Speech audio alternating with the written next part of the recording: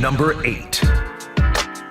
Last year's Seahawks season could be divided, at least defensively, into two parts. With Uchenna and after Uchenna. And the first part was really good. Yes. The second part, not so much. He turned out to be an enormous piece of what they were doing. And when he went out, they were not able to set the edge the same way. And they were not able to get to the quarterback the same way. And they had to move people around to make up for that. And that just kind of left them, you're robbing Peter to pay Paul. Uchenna comes back from a pretty severe injury as the number 8 most intriguing Seahawk, a guy we don't talk that much about, a guy who's not going to get a lot of national fanfare. He's not going to be in anybody's top 10 list, but we saw last year up close and personal just how valuable he really was, because when he went out, they had no answer. They extended him too.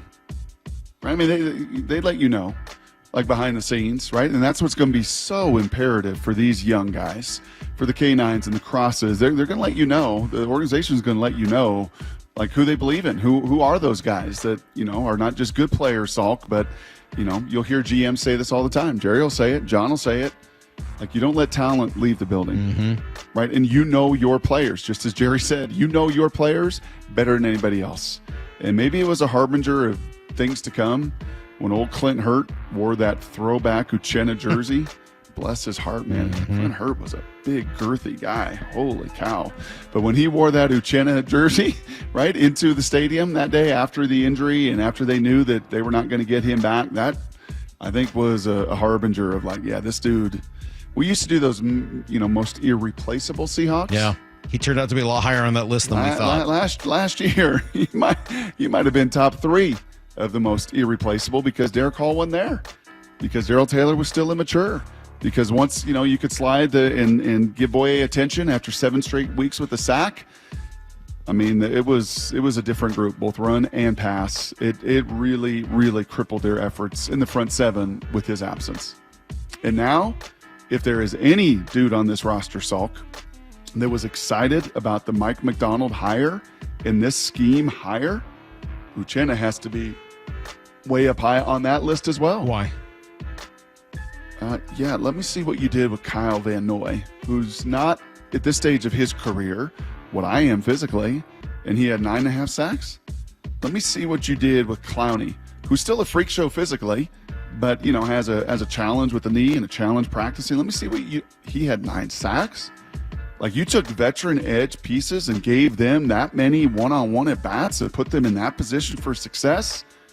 Yeah, man, sign me up. Uchenna's willing to do whatever, right? That's why they extended him. That's why they love him. My ultimate team guy. I don't need the numbers. Hey, man, if I need to run the stunt and take 2 and you're free to get home and get the sack, great. He will be just as happy, honestly. Kind of what A.J. Barner was talking about, that team mentality at Michigan. Nobody really cared as long as they all got a chance to eat, and they all ate. Uchenna is not a selfish dude in that way. He wasn't at USC. He wasn't with the Chargers. He isn't here with Seattle. He's a talented dude that's willing to put on the hard hat and do whatever it takes for the team and whatever for the guys around him to have success. And this has to be a scheme that he's thrilled to be a part of. Yeah, he is very intriguing to me, and he's ahead of some other players, Brock, that I know may play enormous roles in this season. And everybody left on this list, I think, has a lot of great, really important storylines around them. But I think the return of Uchenna is probably one that we have not spoken about nearly enough, because he, for whatever reason, just doesn't seem to garner that kind of conversation. He probably should, because what he did last year when he was there versus when he wasn't was awfully noticeable to just the naked eye. He's number 8 on our most intriguing Seahawks list. That means we've got 7 more to go, all leading up to the first preseason game, which is next weekend. Pretty crazy.